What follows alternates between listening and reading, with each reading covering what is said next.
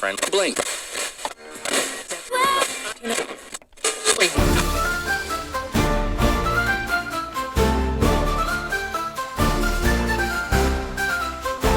Coming at you live from Studio One in the bell tower at Holy Flame Castle. Eskalon Online. Daily recap. Pot. And here we are, finally. A warm guten Abend to all Eskalonians. My name is Karla, and with me is my co-host Kaspa. We just arrived on Eskalon, and to be honest, we know not much about this island, their people, or what's going on. But this will change really soon as we are able to see, magically, what is happening on this isle. You mean chat logs? Don't say that. You are destroying the immersion. Like is just said, we have powers you can't imagine nor understand. It is even a mystery why you can hear us in your mind. So don't think too much about it. It could be dangerous. Kaspa, please explain to our audience what this is all about. With pleasure, Karla. So we try to recap the events on this island on a daily basis. We don't know anything at this point about what's happening here, but we will deep dive into it with you. Our goal is to wrap together what's going on, and with every new day we learn more about the island and the people living here. We try to understand everything, but it will take some time, so please be lenient with us if we sometimes forget something or misinterpret various actions happening on Eskalon. In this pilot episode of the Project Eskalon Online podcast, we take a look at the world, especially the Guild. Keep in mind that these information's showing us how the world was a few years ago, and some things have changed, like the castle, or that the Sumph now has a female leader. But it will help us and our listeners to get a feeling of the world itself. All right, so are you ready to dive deep? Because today we are diving headfirst into the world of, you guessed it, Eskalon Online. And let me tell you, we've got reports and rumors and enough whispers of ancient prophecies here to make even the most seasoned fortune teller pack it in. Oh, and trust me, we're not talking about your run-of-the-mill forum rants here. We've got our hands on some really interesting stuff. Yeah. First-hand accounts from inside the guilds, leaked documents, even, get this, fragments of ancient scrolls. Oh, you had me at ancient scrolls. You know I can't resist a good scroll. But seriously, that's incredible. So for this deep dive, where are we even starting with all this? What's the main thing we're trying to figure out? Well, I think the goal for today is to really understand these factions that are essentially they're vying for power in the world of Eskalon Online. Right. So we're going to try to understand, their history, their motivations, what makes them tick, and how they're all preparing for this big bad, this dark wave that everyone's talking about. Yeah, the dark wave. Because, what's a good online world without a little bit of an impending apocalypse just to keep things interesting, right? Exactly. You got to keep things spicy. And, how each of these factions reacts to this huge threat. Well, that's where it gets really interesting. But for now, I think we should probably start with a group that has, let's just say, seen some things. Let's talk about the Order of the Holy Flame. Ah, yes, the Crystal Mages. I've always found it a bit ironic that they have flame in their name. They always strike me as the calm before the magical storm type. Am I right? Yeah, no, you're not far off.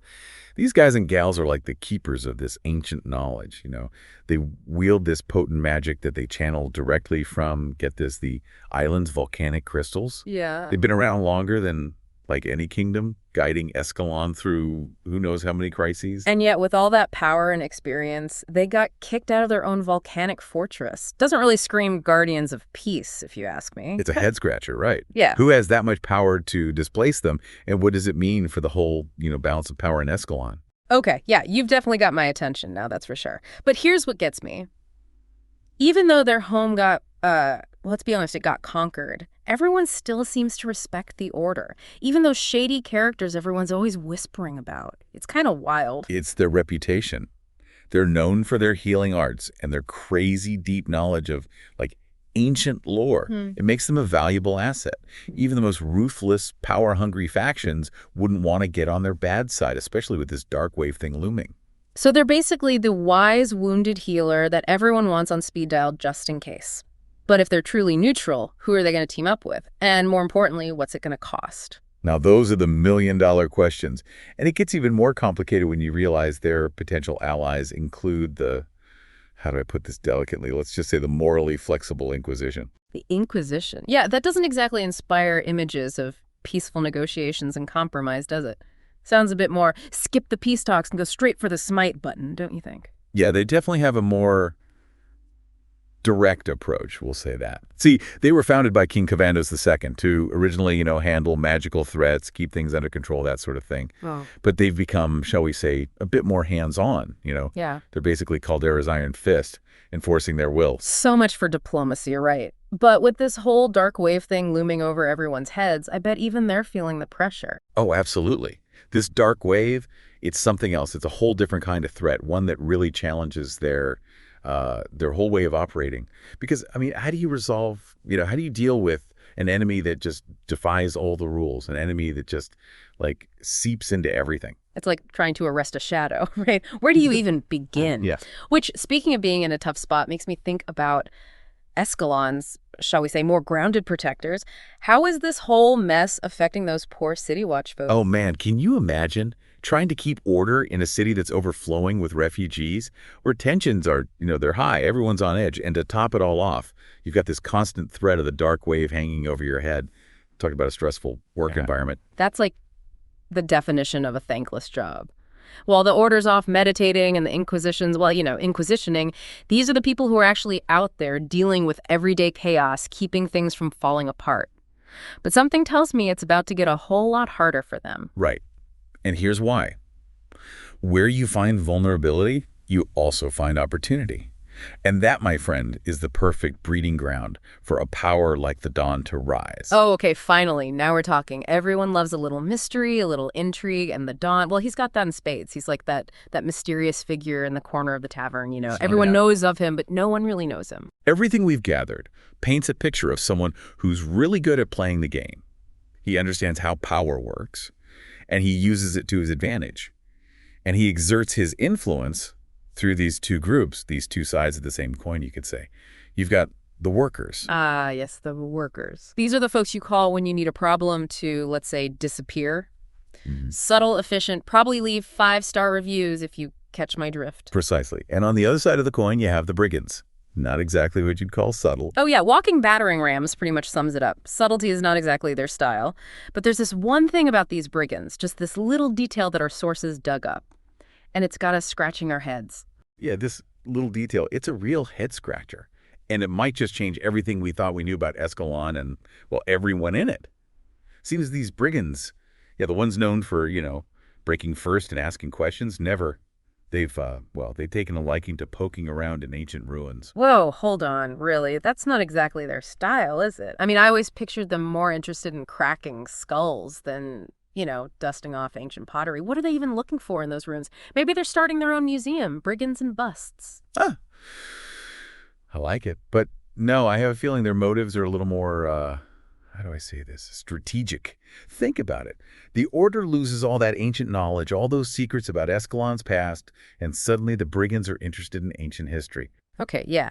Now that you mention it, it does seem a bit too convenient to be a coincidence, doesn't it? Are you saying there could be a connection between what the brigands are doing and, well, all the stuff the Order's lost? It's definitely a possibility.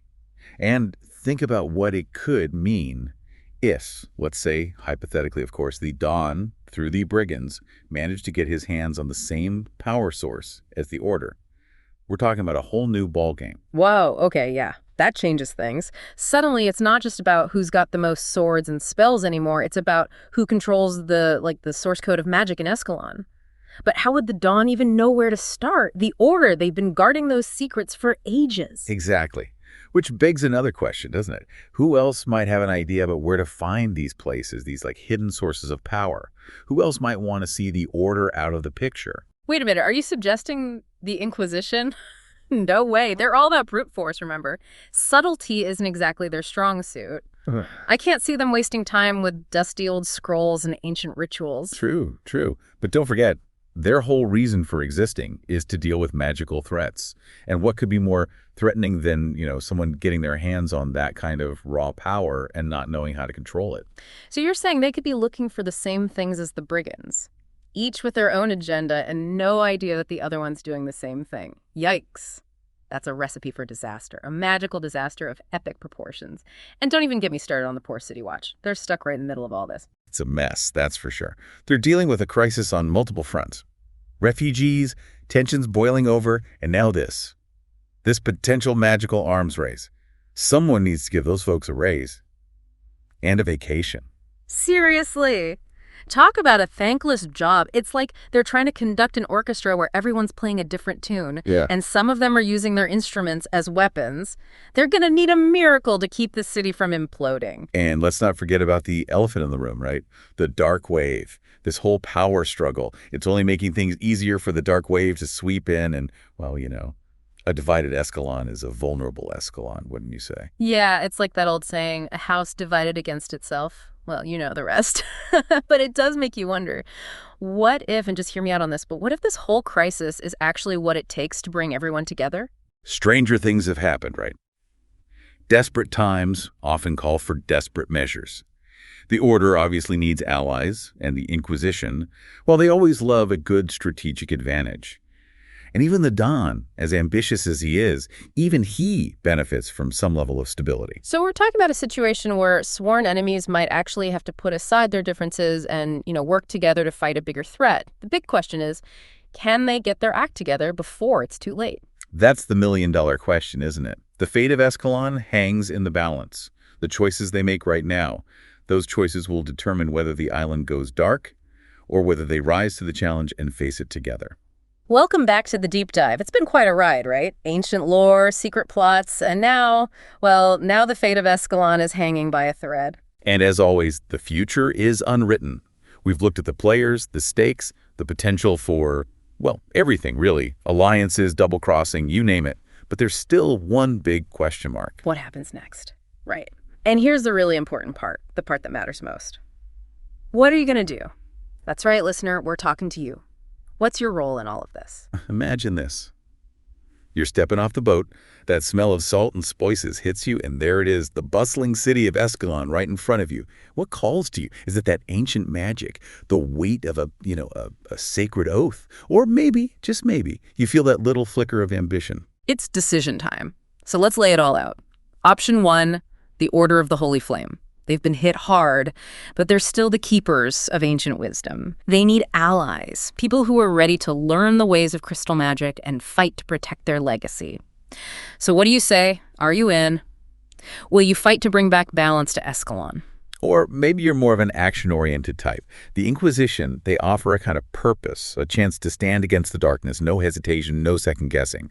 But be ready, because their way, it comes with some tough choices. Are you willing to fight fire with fire, even if it means losing a part of yourself along the way? But hey, maybe you're sitting there thinking, forget all this ancient order stuff, I'm here for the adventure. Well, guess what? The City Watch, they're always looking for good people. You'll be protecting the innocent, sure, but you'll also be facing corruption head-on. And in a city like Eskalon, there's plenty of that going around. Can you stay true to yourself, even when everyone else seems to be making deals with the darkness? And then there's the lure of power, the whispers of secrets in the shadows. The Dawn's offer, it's tempting, it's seductive. Imagine you could be the one pulling the strings, shaping Eskalon's future from the shadows. But remember, power can be a dangerous game. Are you willing to play no matter the cost? So many paths to choose from, each one leading to a different future for Eskalon. What will you choose? Will you fight for the light, embrace the shadows, or will you forge your own path through all the chaos? The choice, my friend, is yours.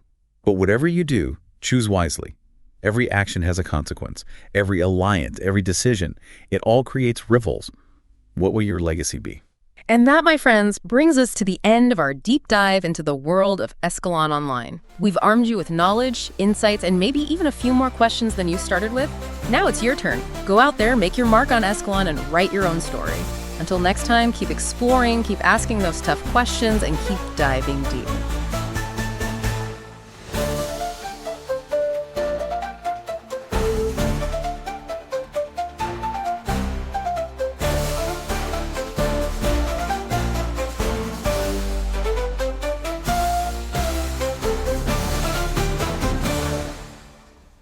Against